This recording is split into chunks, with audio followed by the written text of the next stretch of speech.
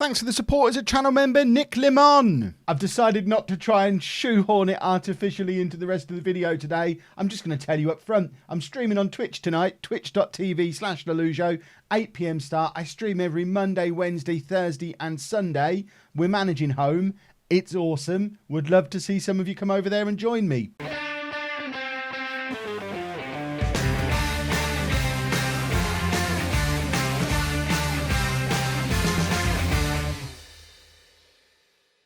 Hello and welcome to part 122 of Bourne Again. I'm Kevin. Coming up on today's episode, we have two Premier League games for you. We're away against Liverpool and at home against Burnley. Since you were last with me, we are slowly putting our season back together. As you can see, we've only lost one game in this little run. It was against Stoke, which isn't ideal. And there's a lot of draws in there. We've only won 3 games in that spell as well. But we did beat...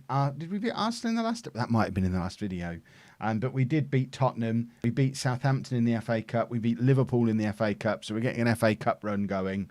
And we, like I say, we're slowly but surely avoiding being quite as useless as we were before. The problem is it's taking us so long that we're down to 11th place in the league, or I guess back up to 11th place in the league. 30 points on the board. So any relegation fears we had are gone.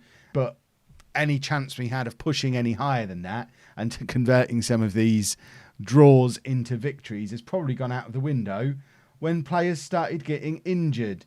Where's the medical centre? I should know. I've spent so much time there lately. Injuries, long-term injuries. Lee Cook is out for the next 2 to 4 months with a broken foot. Pedro Bellico is out for the next 2 to 4 months with a broken foot. Mitar Cernajaki is out for the next 8 weeks to 3 months with a torn hamstring. Ricardo has been sent home for like the last 2 weeks with a virus.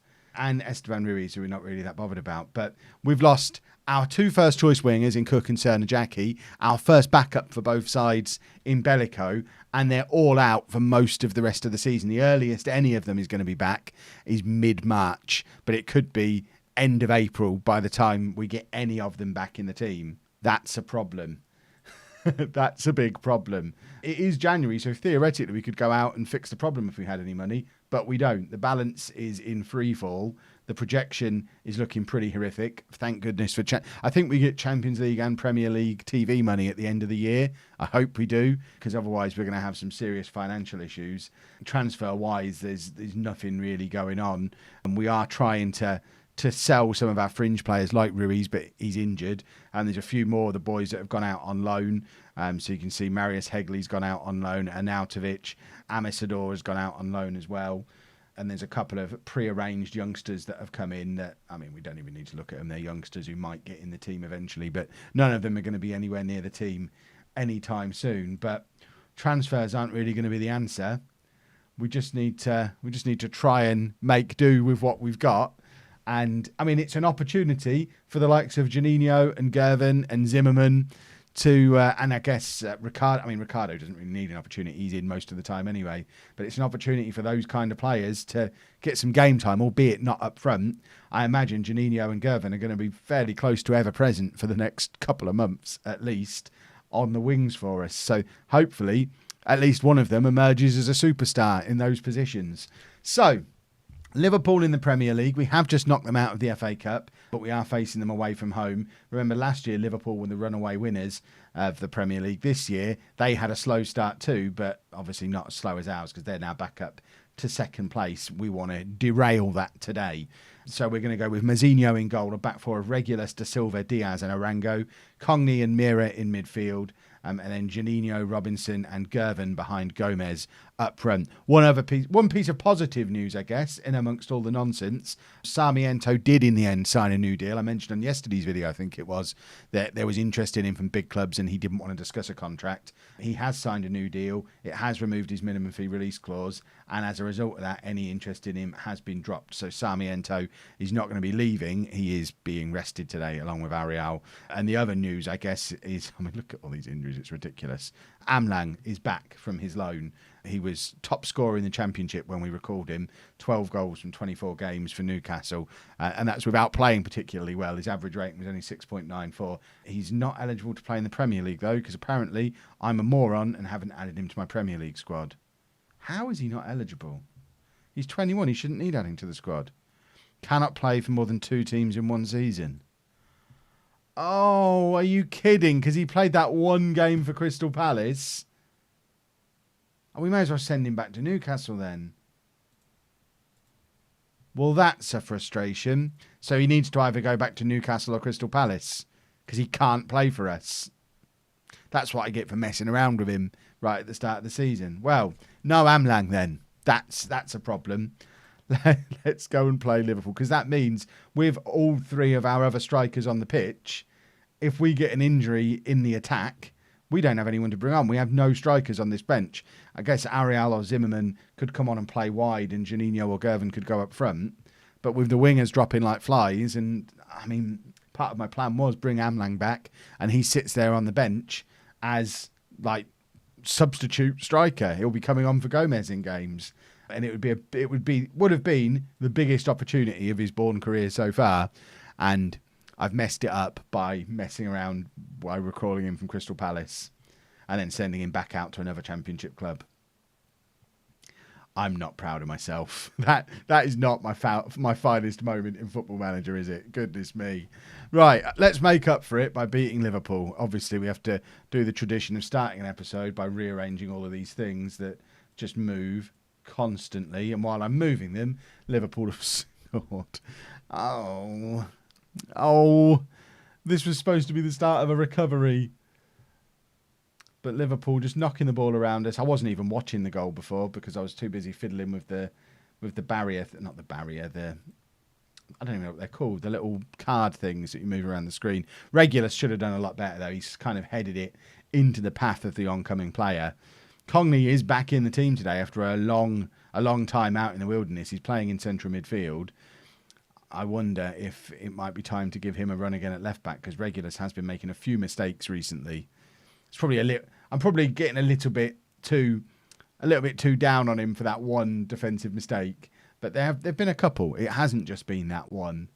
But I imagine as this injury crisis we're going through continues, I'm not going to be making many selection decisions anyway. I'm going to be forced into playing players based on who's injured. Clearly, the game just wants me to give Gervin and Juninho more game time because they are supposed to be really good, both of them. They are both genuine wonder kids, and they're not really playing a lot because Gomez is in their way. So these injuries have meant that they're both going to get extended runs in the team. And Stamenkovic has just scored for Liverpool. I think that puts him 1 goal behind Gomez now for the Golden Boot, which Gomez has pipped him to for the last 2 years, but without Cern and Jackie there providing the goals for him this year, it's going to be a tougher task, especially because Gomez knows now his space in this team is not under threat for ages. It was as recent as the last episode, I was talking about potentially rotating Gomez out of the team for a little while, just to try and reignite the fire under him and get him back to his best like he was at the start of the season. But there is no one to rotate him with now. I guess I could bring Zimmerman back into the team and move Juninho up front, but Gomez knows I'm not likely to do that. Regulus now, trying to charge down the left-hand side, justifying his continued selection. Conley now plays it all the way back to Mazinho, and Mazinho to Diaz. I think there's a move building here. Arango, down the right-hand side. He's got Gervin inside of him. But instead decides to cross it, finding Gomez, who slots Gervin in, who's in here. Decent effort from Gervin. Maybe, though, should have just squared it for Gomez, who was there ready for the tap-in. Stamenkovic now back up the other end for Liverpool, and he's been fouled there. And we've given away a penalty, and we're going to be 3-0 down before half-time. The ref didn't point anywhere near the penalty spot there. That was the worst piece of referee pointing I've ever seen. But Liverpool's number 7 stepping up and making it 3-0. And it's going to be a challenging second half of the season. We thought the first half of the season was rough with all the Champions League hangover problems. But without, 3 really key players, having them missing and all being in the same position, I think there's probably going to be discussion in the comments of whether we should be moving to a diamond for a little while. I guess that is a discussion that's probably worth having. Because if we're not playing with any wingers, we don't have Ricardo today. I guess Ariel could come in. The problem we've got is we don't have a holding midfielder. I guess Mira could potentially play there. Or we could look to loan one in, maybe see if we can get Oatway back. Oatway sat at the base of a diamond now would have been perfect. Oatway could go in there. Juninho can go up top with Gomez. And then it's a good-looking diamond. But without a natural holding midfielder, I guess the game could be looking... Long-time viewers are getting excited. The game could be trying to force the long-awaited return of the 4-3-1-2, which is the tactic I used for about my first 3 years on YouTube. Because, I mean, I love it, or I loved it, and then I kind of fell out of love with it when it stopped working, and I've never really attempted to go back to it. But I guess we could try a 4-3-1-2. We might even try it in this game and see what happens. But then I've let an Arnautovic go, and an Arnautovic would be perfect as the middle one of the three in a 4-3-1-2 because he's a natural defensive central midfielder. Oh, we're 4-0 down. Oh, dear. We were Liverpool's closest challengers last year. We've just knocked them out of the FA Cup. We drew with them in the league within the last 4 or 5 games. We've knocked them out of the FA Cup. This is the 3rd time we've played them in a month. It's the only one of the 3 you've seen. And, of course, this is the one where they batter us. This is the first one where we've not had all of our key players, though, to be fair. So they all got injured pretty much in the same game. In fact, Cernajacki and Bellico were injured in the same match. Cernajacki went off after about 10 minutes. Bellico came on. By the half-hour point of the match, Bellico was off injured as well. And they both had 3-4 month injuries from the same match in the same position. Whoever was playing left-back that day is obviously a total thug and broke 2 of my key players. And then Cook got injured in training a couple of days later. So we lost the 3 of them to long-term injuries in the space of about 3 days just a couple of days ago. So that's why I haven't really come up with a plan for fixing that problem yet. I think playing young strikers out wide probably isn't the plan. Although, let's face it, the way we're lined up, our attacking lineup today is not the reason we've conceded 5 goals. We have to take it with a little bit of a pinch of salt. We know how good Liverpool can be. They've had a rough start to the season, but clearly they're up for this today. They're playing very well. They've only had 3 clear-cut chances to our 0. So 5-0's flattering them a little bit. Juninho's done well there to take the ball back and get a little counter-attack going. He's not playing like he's in a team that's 5-0 down. This is good stuff from Juninho. Congne's in. And there's Congne's first goal of the season. Not only his first goal of the season, his first goal for years. I remember the last time Congne scored a goal. All credit goes to Juninho for this move. He doesn't even get an assist for it because I think it's kind of bobbled to Congne after a tackle. But Juninho does well twice there, and Congne's just there to finish the move off. Right. I think we are going to tweak and go to... Who have we got? Oh, I've got Sarmiento to bring on, of course. So if we bring Sarmiento on for... In fact, no, I am going to keep Juninho on. I'm going to take Gervin off and bring on Sarmiento. And stick him into the middle of a 3. Mira can do that in the middle. And then Sarmiento can do that. And... you know what? Congne can be a playmaker. See how he likes that. Get him there doing that. And then Juninho can be complete forward. And I might bring Ariel on to play in there. And maybe that's the system that we play for the rest of the season. Maybe. See if it works. Let's show some passion and see how we get on with a changed shape. Diaz with a big long throw, and it's cleared to Stamenkovic. And this was always the problem with the 4-3-1-2.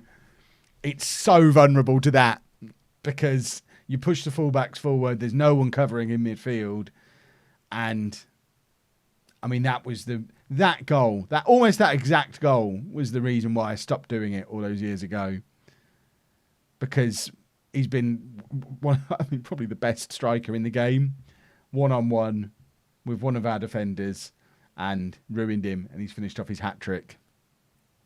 Oh, dear. Oh, dearie me. Right. Final change coming up. we probably need to... I was going to say take Juninho off. But we don't have another striker on the bench. Poor old Zimmerman's watching me change the tactic. This could be the making of Sarmiento, releasing him to play a bit more attacking, because it is how his natural game is, and we kind of hold him back, getting him playing as a deep line playmaker. Stamenkovic is good at football, isn't he? We've seen him on the goal-scoring charts since back when he was at Tottenham, and he's never really done it against us. But my word, is he been good. So remember the story of Stamenkovic. When he was at Tottenham, he was out on loan to somewhere. I think he was on loan in Norway or somewhere like that. And we tried to take, while we were in the Championship, we offered to take over his loan. Tottenham accepted, but he didn't want to come to us. So I've got a bit of beef with him. Juninho's doing well here. Tricky dribbling again from Juninho. I really like Juninho's little tricky dribbling that he does. And I think him alongside Gomez, this could be effective. With Ariel or Ricardo in behind. I mean, look at his dribbling's lovely. He just seems a little bit wasted out on the wing. He doesn't really seem to be able to do it. Maybe he is perfect as the supporting striker. He's won a header there at 5'6". Regulus now on the left-hand side. Cross comes in. It falls to Ariel Juninho, and he's hit the post and somehow missed the rebound. How do you miss that? He's looked dangerous, though, since the change in system. I mean, he looked dangerous all along. We've conceded our 7th goal. What is happening here? Liverpool absolutely rampant. I don't remember the last time I conceded 7 goals. I mean, I know it's happened before, but I don't remember the last time it happened. I haven't even made my final change. What's the point now? Might as well bring Sir Alan Hardy on. Well, that was pathetic. And now we play 3rd place Burnley, and I think we're going to shift to the 4-3-1-2 and see what happens. Well, here we go then, boys and girls. Did not think I'd be wheeling this out in a team that had Cerner, Jackie and Cook as part of the squad. But here we go, the 4-3-1-2 with Mazzinho in goal, a back four of Regulus, Da Silva, Diaz and Arango, a midfield three of Sarmiento, Mira and Ariel, Robinson then in behind Juninho and Gomez. And I've had a look through, and I think not only is it the one that, apart from advanced forward, that seems the best fit suitability-wise for Juninho, but reading the description, I've never used a false 9, but reading the description of what a false 9 is, takes more risks, dribbles more, an unconventional centre forward who drops deep into midfield. The purpose is to create problems for central defenders who can either follow him or leave him to have time and space to dribble or pick out a pass. That seems like the perfect role for Juninho, with Robinson on an attacking instruction behind him to get up in there. I mean, I wonder if even getting Robinson doing shadow striker in there and having those two almost swapping positions, and Robinson getting up there alongside Gomez and Juninho just floating around here doing Juninho things. Right, let's see if it works. We've never used it before. It's all new. It's all experimental. It might be an absolute disaster, or it might be the system that turns our season around. I expect a much better performance. I mean, we conceded 7 goals last week. I do expect a much better performance. What I am wary of is that we probably are going to be very, very, very weak defensively with this lineup. It's basically Mira is the only defence-minded midfield player we've got, and the fullbacks are still being told to push on. But Sarmiento's on an advanced playmaker instruction. Ariel is an attacking Mezzala.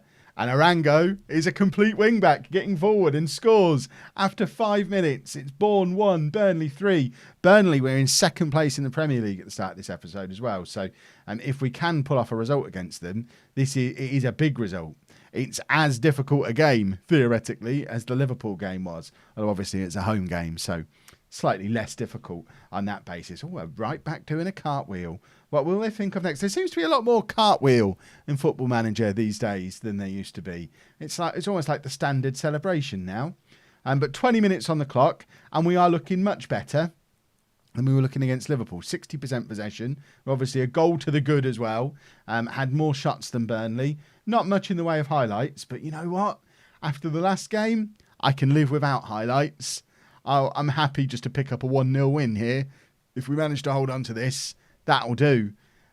We are approaching half-time, and that has been the only highlight. Oh, no, we do get another highlight just at the death. Robinson with a corner. One thing I haven't done on this system is set up my set-piece instructions.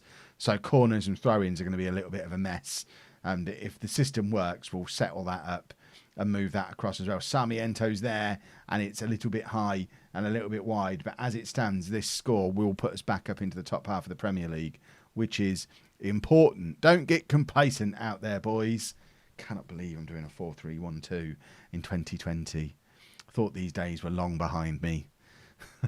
I need to go and look up all the old instructions I had, because it worked brilliantly for like 2 or 3 versions of FM, and then they brought out a new FM and this tactic that I'd just been copying and pasting from game to game because it had worked so well, just stopped working, and I've never really gone back to it. But I wonder if we could go back and try the old faithful.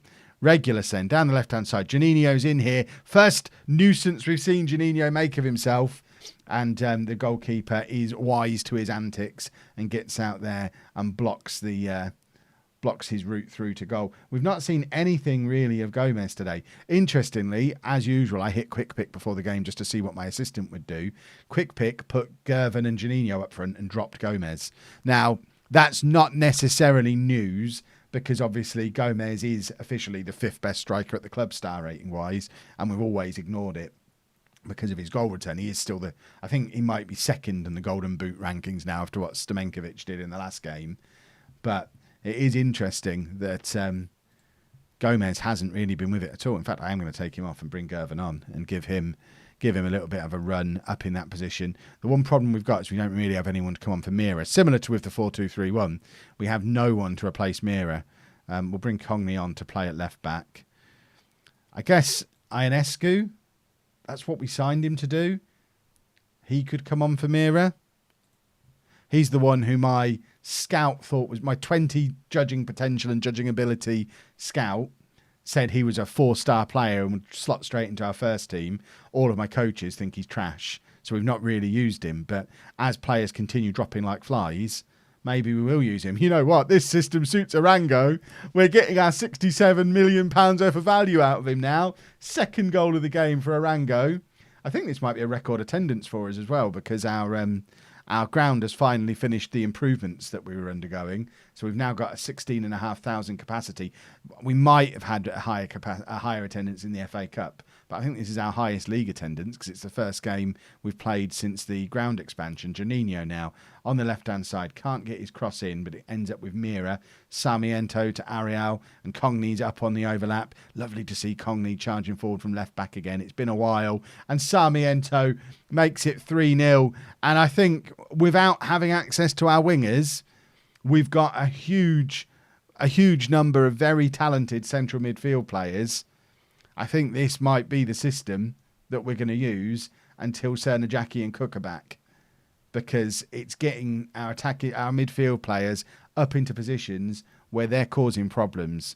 Right, we're going to take off Mira and bring on Ionescu as our fire, or is it Ionescu? Ionescu? I don't know how we'd say his name. Ionescu. But either way, let's see if he's as good as my scout thought he was. He might come into the team and be brilliant, and we have our Mira, not replacement, but understudy or competitor, or just the new Oatway. That's what we want, a new Oatway in midfield, so that we don't have to play Mira for 90 minutes every game when we're trying to compete on 3 different fronts. We're obviously the Premier League, Champions League coming back soon, and we're still in the FA Cup as well. Mira's going to have to play like 60 games because he's the only player who plays in that role that I want to use. But I think a 3-0 victory against a team who were pushing for a Champions League spot 2 games ago. Bourne are back. This has been our best performance in a long time. So expect the 4-3-1-2 to stick around for a little while. Robinson wins the ball back there. And, I mean, it's a terrible pass forward looking for Gervin, but getting nowhere near him. They're in behind here. Mazzinho looked pretty poorly positioned, but Cogney is there to clear. And a clean sheet after conceding 7 goals would be lovely. So let's grab the clean sheet. Mazzinho can have a clean sheet bonus, which really he should give back based on what happened against Liverpool. Average them out and say he conceded 3.5 goals per game. Robinson's been fouled there. And I think that's probably going to be that. I don't know that we're even going to have time to take the free kick, although it looks like we're going to find the time. It's Robinson to take it himself. Cross comes in. Gervin was there, but heads a little bit too high and wide. And good stuff. Pinch of salt on it a little bit, because we didn't actually create a clear-cut chance in the game. It was 3 good individual goals. But my counter-argument to that is we were playing in a system that allowed our talented individuals to get into positions to do that stuff. And neither Arango or Sarmiento would have necessarily been in those roles, in those positions, if we'd have been playing in one of the other systems, because Arango wouldn't have got that far forward because there'd have been someone in his way, whereas he had full reign of the right-hand side of the pitch today. And Sarmiento wouldn't have been that far forward because he'd have been on a deep-lying playmaker instruction. So the tactic allowed them to do their individual brilliance. So I'm taking full credit for it. Right, we will be back for the next episode. I think we're probably going to just go through to the second leg of... I mean, we could potentially do the first leg and the second leg. It's just we've already had a lot of episodes this season, but I guess it is our first Champions League season, so maybe we'll do Arsenal and Valencia tomorrow, and then maybe Man United and Valencia the next day. And then as we get more used to being a Champions League club in a few years' time, we don't need to show every piece of Champions League football. But at the moment, it's still super interesting, I think. So we'll maybe do that. If you've enjoyed that, please make sure you leave a nice big thumbs up on there for me. Subscribe to the channel for daily Football Manager videos. And thank you very much for watching.